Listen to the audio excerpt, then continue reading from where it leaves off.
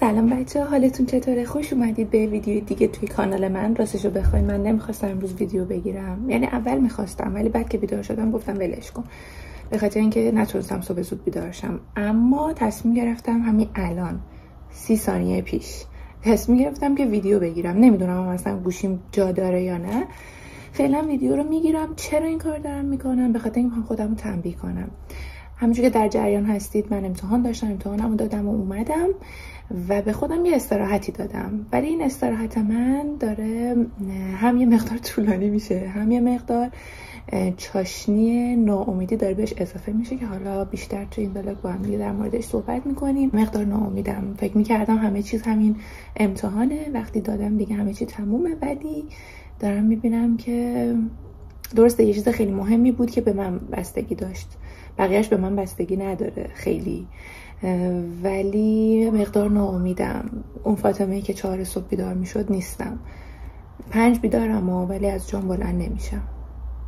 به خاطر خودم رو تنبیه کردم که ویدیو بگیرم که خجالت بکشم، که تو رو درواسی حداقل بلند شم و استارتش وقتی دوباره زده بشه قطعاً به خاطر این چیزی که من عادت داشتم بهش، همیشه این کارو میکردم و اگه استارتش زده بشه دوباره برمیگردم به اون روزا. امروز هم ماشین ندارم، یعنی ماشین دارم و ماشین تو پارکینگه، ولی ترمز ماشین من برید بچه‌ها.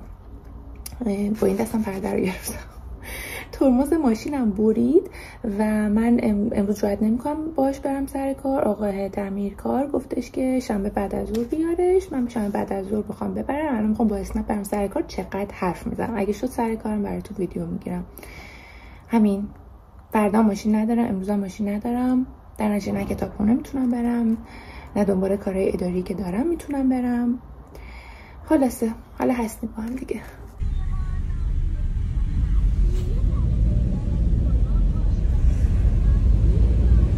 خب بچه اومدم آزمایشگاه، بعد دیدم که بسته پستی برام رسیده، به حدس بزنین چیه؟ مدرک آیلتس سنه. بذار بازش کنم.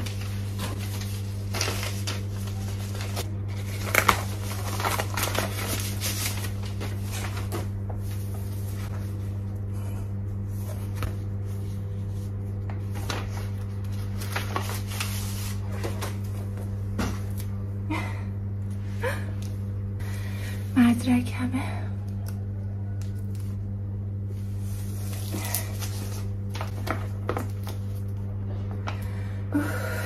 اوکی، رو پوشم هم نهی بردم برام همینجور کار کنم.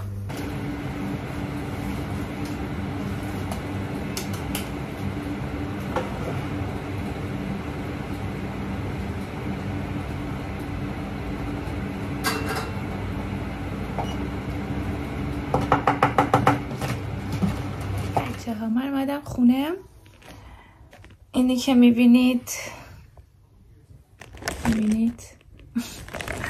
برنامه سینا ولی‌الله رو دیشب ندیدم، بعد امروز نشستم نگاه کردم. لباس داداشم من پوشیدم و اینکه الان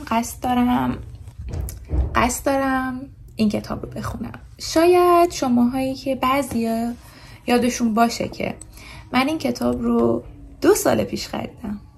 2 سال پیش، فکر کنم 2 سال پیش. 1 سال که از داستانای چیز میگذره. آره فکر کنم 2 سال پیش خریدم دیگه. و اینکه توی یکی از ولاگام کلا اینو بازش کردم، ولی بچه ها من نخوندمش. یعنی اینو تا نصفش خوندم ولی چون جنگ و صلح کتابی هست که خیلی شخصیت هم زیاد داره، خب یعنی میدونم داستان چی بود تا اونجایی که خوندم و انقدر که تو این 2 سال بهش فکر کردم که فاطمه برو بخون ولی هی نشد.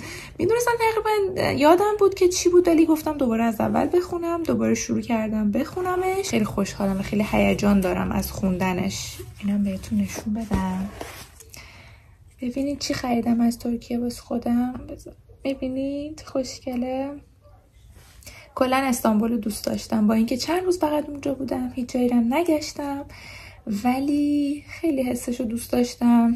راستش رو بخوام قبلا حس می‌کردم اصلا دوست ندارم، یعنی اگه برای امتحان نبود هیچ وقت حس می‌کردم من هیچ وقت ترکیه نخواهم رفت، چون اصلا از ترکیه خوشم نمیاد و مجبورم برای امتحان برم، ولی خیلی دوستش داشتم و امکان داره بازم مسافرت برم.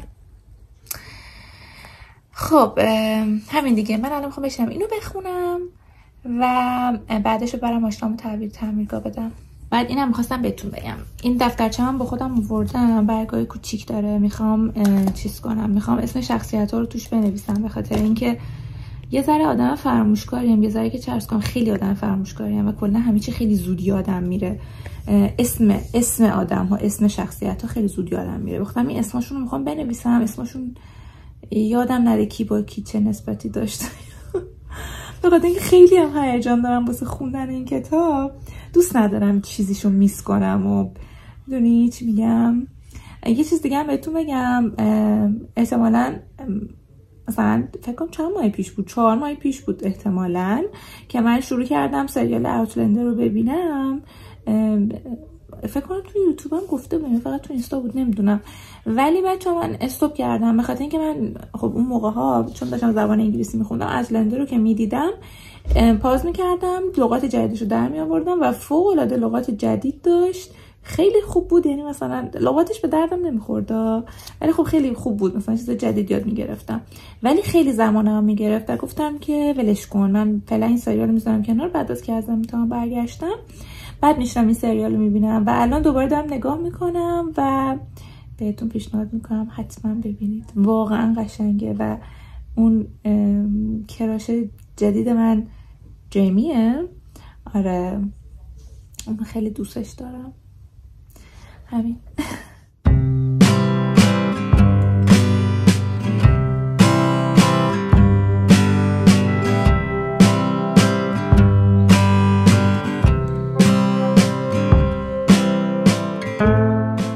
داشتم کتاب رو میخوندم و یه قسمتی راجب لافاتر نوشته. لافاتر یک شاعر و خطیب سوئیسی اینجور که اینجا نوشته هست، مربوط به قرن 18 و اعتقادی که این شاعر و خطیب داشته این بوده که سیرت اشخاص و توانایی هایی که در سرشت هر کس وجود دارد به صورت نشانه های ظاهری در صورت و جمجمهشان منعکس می شود. راست میگه. مثلا حالا اینو اگه در نظر نگیریم، یه مقدار سطحی تر فکر کنیم، ما آدم هایی رو که میدونیم ذاتشون خوبه و مثلا یه سری توانایی های خاصی دارن و ذات خوبی دارن زیباتر میبینیم و اون توانایی ها و اون مهر و محبت و اون ویژگی های مثبتشون روی صورتشون تاثیر میذاره. نمیدونم برای شما اینجوریه، برای من که 100% اینجوریه. ولی کسی رو که میدونم ذات بدی داره، بدون اینکه خودش تلاشی بکنه به جای رسیده، هر چقدر همون آدم زیبا باشه، واقعا چهرش برای من اصلا زیبا به نظر نمیرسه. فکر کنم هممون اینجوری باشیم. جالب بود که مثلا یک شاعر سوئیسی همچین ایده رو تو قرن 18 داشته. گفتم به شما بگم و دارم از مطالعه این کتاب واقعا لذت میبرم، چون خیلی هم منتظر مطالعهش بودم. برم خب من رفتم ماشین رو تحویل دادم و پیاده برگشتیم خونه. نکته هست اینه که من هفته پیش شنبه شروع کردم به رژیم گرفتن و رژیم گرفتم دیگه، ولی جمعه ها چیت دی همه برچی دارم بخواد میخورم. این جمعه من میخواستم که برای خودم هم موچی که تو ولاگ قبلی داشتیم، میخواستم از اون موچی ها بخرم بخورم و نشد که بخرم و برام اهمیتی نداره، امروز چیت دی هم نیست. رفتم موچی خریدم و میخورم این موچی رو، اصلا برام اهمیتی نداره. الان 300 کالری سوزوندم دیگه. بعد اینکه دفترم خریدم، دفترم بهتون نشون بدم. این پیشی خریدم برای خودم، اینم برای داداشم خریدم. همین. فقط خواستم بهتون نشون بدم که سرده. واقعا سرده. بچه‌هایی که بندر زندگی میکنن شاید بگن سرد نیست، ولی واقعا خونه ما سرده. جوری که رفتم بافت در بردم پوشیدم و همچنان هم دارم کتابم میخونم و لذت میبرم از خوندنش. دیگه هم میخوام بخوابم تا فردا. خدا به. خب من اومدم خونه، نشستم به آلمانی خوندن و اینکه باید یه چی بهش میگن؟ ببین من اصلا تا به حال رایتینگ یا شرایبن تو آلمانی اصلا تا به حال تمرین نکردم. یک بار هم از خودم هیچ نامه ای یا هیچ چیزی ننوشتم. من بدو دارم میخونم. معلومه چقدر از آلمان دور شدم، نه؟ و امروز باید یک نامه ای حالت یک ریاکسیون به عنوان یه واکنشی به یک مقاله توی یک روزنامه ای بدیم و اونو حالا نقد و بررسی کنیم. یعنی مثلا نظر خودمون رو بدیم یا موافقیم باهاش. مثلا موافق بودم مثلا میشه zustimmen جدید، این موافق بودن جدید یاد نگرفتم. این مخالف بودن میشه widersprechen، میشه مخالف بودن، یا باهاش مخالفیم یا باهاش موافقیم، بعد توضیح بدیم و فلان و فلان و فلان. بعد الان دارم تو اینترنت میخونم که چه مدلیه و چه مدلی بنویسم. انقدر داشته باشه، نمیدونم شلوس داشته باشه، دیگه چی باید داشته باشه، آنلایتون داشته باشه، مثل همون کانکلوژن خودمون انگار زبان مادرمون انگلیسی، مثل همون ترکیبایی که توی انگلیسی هست اینجا همون مدلیه. حالا دارم اینو میخونم و اینکه بشم بنویسم، ولی فکر نکنم بتونم یه دونه کامل بنویسم، چون بعد استادم فکر کنم کامل توضیح بده برام، یعنی برامون کامل توضیح بده. فکر نمی‌کنم بقیه بچه‌ام تا بالا نوشته باشن. دیگه مدل امتحان باید بخونیم دیگه. همین من برم بخونم. بعد انقدر این کتابمون رو دوست ندارم، اینجوریه خیلی همه چیز سیاه و سفیده.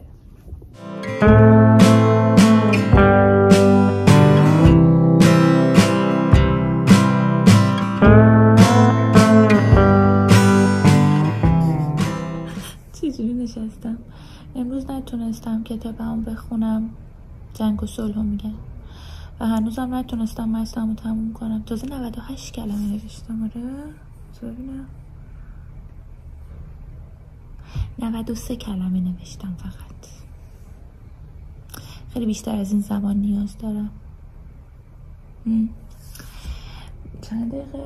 10 دقیقه دیگه هم کلاسم شروع میشه که باید بگم استاد توضیح بده دیگه، چون نمیفهمم واقعا چجوری باید بنویسم. In Halle spielen können, zum Beispiel für Winter und so, dass sie können draußen gehen und spielen. Die Resultat war Basketball, aber mit manchen Veränderungen. Zum Beispiel am Anfang, es gab ein Gesetz, dass man soll nicht jemanden